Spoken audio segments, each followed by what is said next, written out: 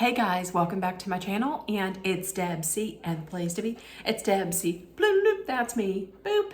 Deb C. Hey guys, and happy Sunday. I hope everybody had a great weekend. So I thought that tonight for Coffee Talk, I would break down my thoughts on the trial. So the trial of the year so far. Last year we had Depp v. Turd. That's right, Depp v. Heard. And this year we had the Alex Murdaugh trial. It was 6 weeks. It was supposed to be 3 weeks. It was 6 weeks. I was there for all of it. So the trial. Everybody who's anybody, or even if you're nobody like me, you know what the trial is about. Basically, Alex Murdaugh was on trial for the double murders of his wife Maggie and his son Paul on June 7th of 2021. Going into this trial, the state had a lot of circumstantial evidence, actually all circumstantial evidence. They had no murder weapon, they didn't have any DNA, they didn't have any witnesses. Like I said, they were very heavy on the circumstantial evidence. They basically had that, and they had a guy who lied and lied and lied continually to everybody. Right off the bat, they were looking at motive. The motive that they were using and that they were going with was look at all these financial crimes that he committed. And his financial crimes, if you don't know, the financial crimes were absolutely disgusting because the people that he stole from, they were clients of his, but they were people who were either minorities, who had very little, and who had, some of them had very, very sad situations. So the state was going on, the state's motive was that all of this was building up, and he kept borrowing money to pay it back, and his carefully crafted lie was going to spin out of control, and he was going to be caught. So they were saying that he had killed his family because it would buy him more time. Because if you have a family tragedy, who is going to press on? Is Mark Tinsley going to press on with the boat case? No. Are people going to expect all of this money back? No, they're not going to even think about it because they don't want to, upset somebody in this time of tragedy. So the state, that was what the state was going with. And from the very start, the state's case wasn't super strong because they just had the circumstantial evidence, and they were going in a little too deep into the woods for me with all of this financial. Like every day it was financial, and it wasn't even just like, let's talk about it and then move on. It was like, let's bring people up here, let's get in, let's go through, let's check out this, check out all these checks, and let's get, it was too much of the financial. They did have some people in there with like the forensics of the of different kinds of guns and weapons. They did not have the weapon that was used to commit the crimes, and it didn't look all that promising at all. There were shout out to a few of the people that on the financial side really helped unravel this, and that was Jeannie Seckinger. Jeannie Seckinger, was, and I believe still is, the CFO for what was PMPED. That was the law firm that Alex Murdaugh's, I think it was either his great-grandfather or his great-great-grandfather had started in 1910. It was the biggest I don't want to say the only law firm, but it was the most prominent and the most influential law firm probably in the county, definitely in the city. Jeannie Seconder got on the stand and was just like, no, this is what happened. Okay. So, but once again, it was too much. They were getting too much into the financials. And I thought, I don't know. They're going back and forth from the financials to the guns, and the jurors were not allowed to take notes at all. If I was on the jury, I wouldn't be able to remember anything. And I really, for the entire trial, up until the very end, I was really thinking that they were going to be a hung jury.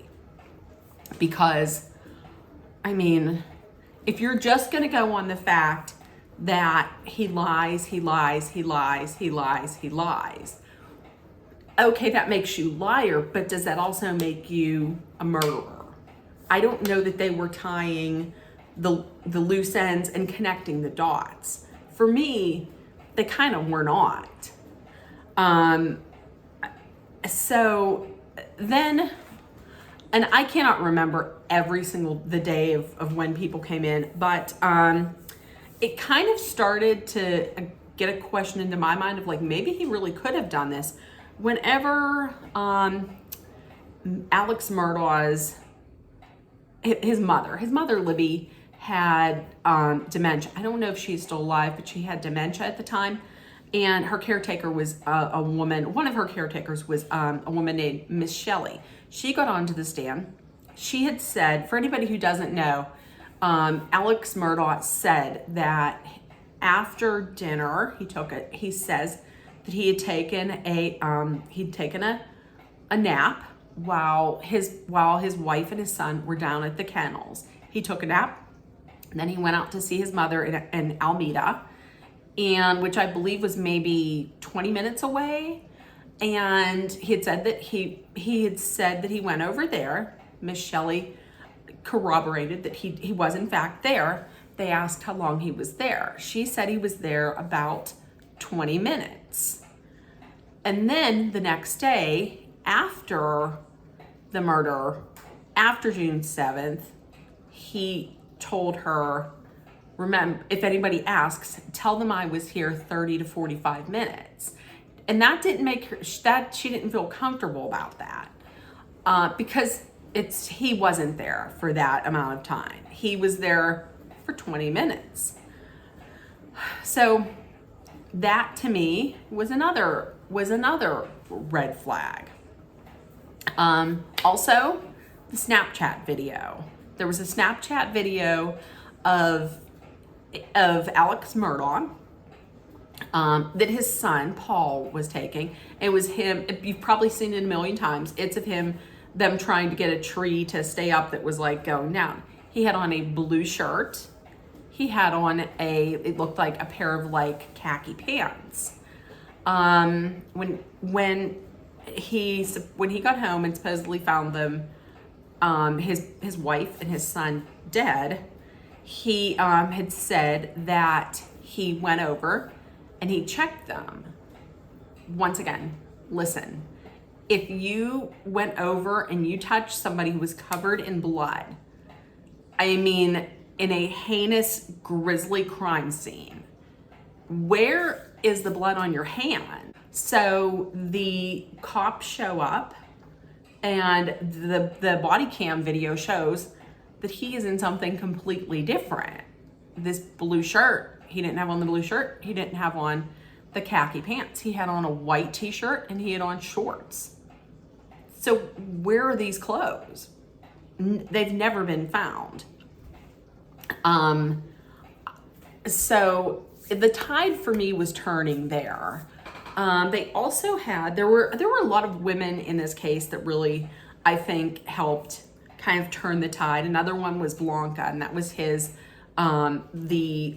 their house, their housekeeper at Moselle, which is where the crime occurred.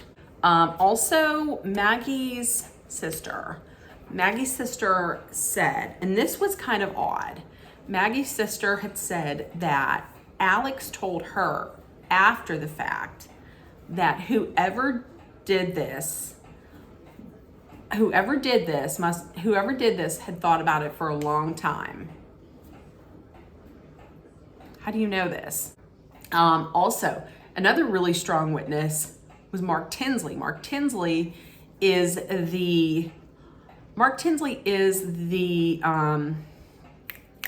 lawyer who represented the Beach family.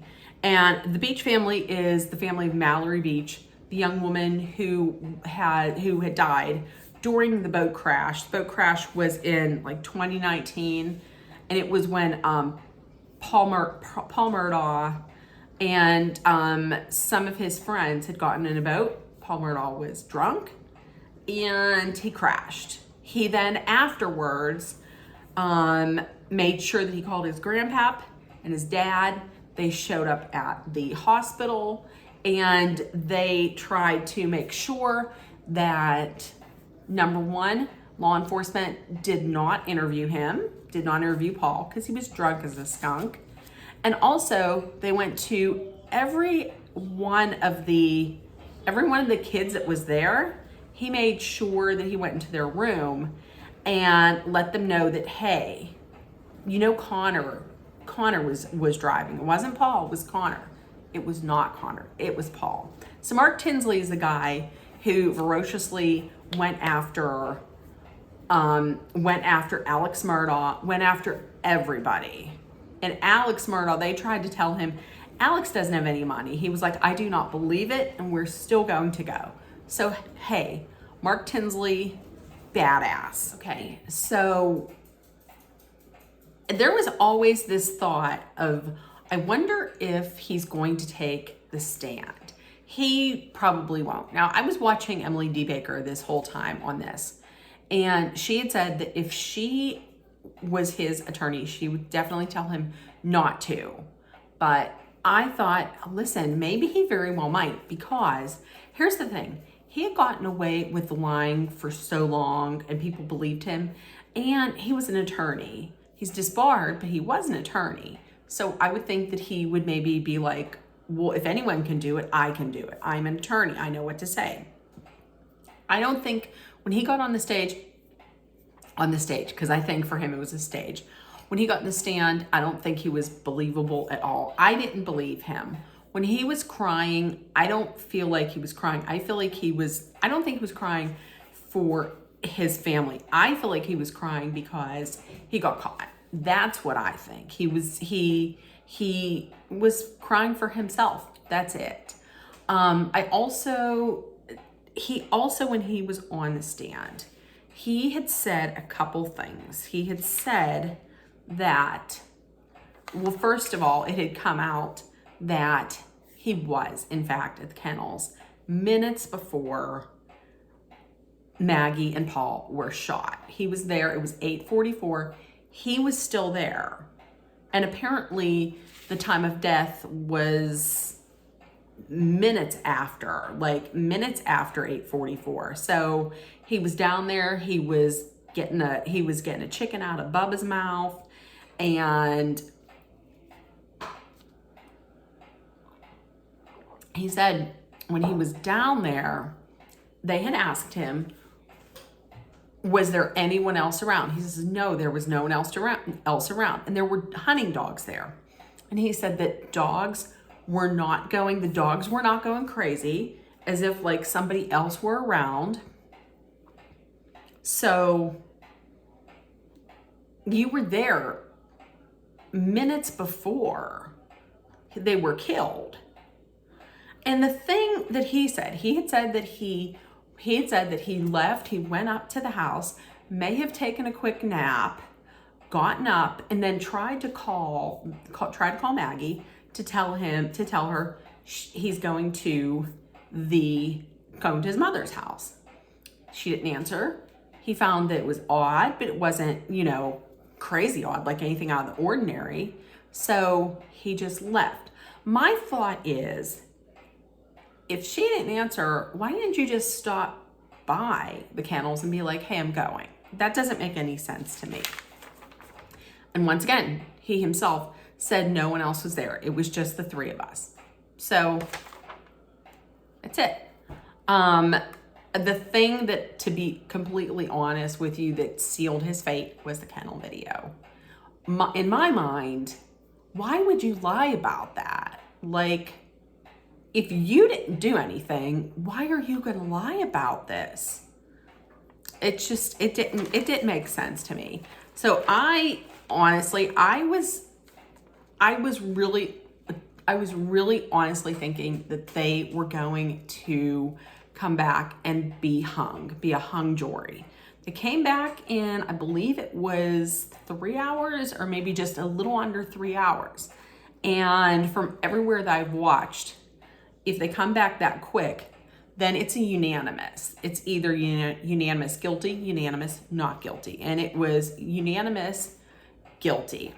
Next day, and the next day, Judge Newman, who I really did like Judge Newman. I thought a lot of people, from what I read, thought he wasn't fair and that he was biased against Murdaugh. I don't think he was. I thought he ruled in favor of the prosecution on some points, and he ruled for the defense on some points. I liked him. I thought he was a steady hand.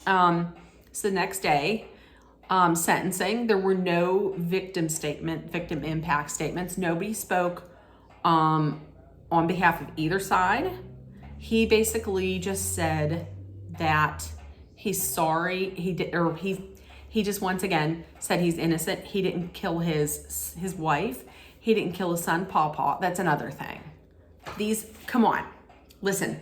I get it. It's the South, but what are these? What are these? Pawpaw? You ain't never heard him say Pawpaw in his life. Now he's all Pawpaw and he's sentimental. So the judge gave him a life sentence on both counts of murder. He didn't give anything on the corresponding firearm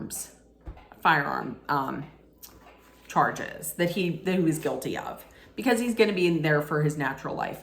And little known fact, but the day that he was sentenced was actually the day, it was to the date that Mallory Beach's body was found. So a little bit of justice there. I was surprised. I was very shocked at this. Listen, do I think he did it? I think he did. I think he did do it. If I were in the jury before I heard the kennel tape, I would have maybe been unsure. But once I heard that, I'm sorry, I really think he did it. So there we go. That's my wrap up. That's what I think about the whole thing. I feel like justice was served.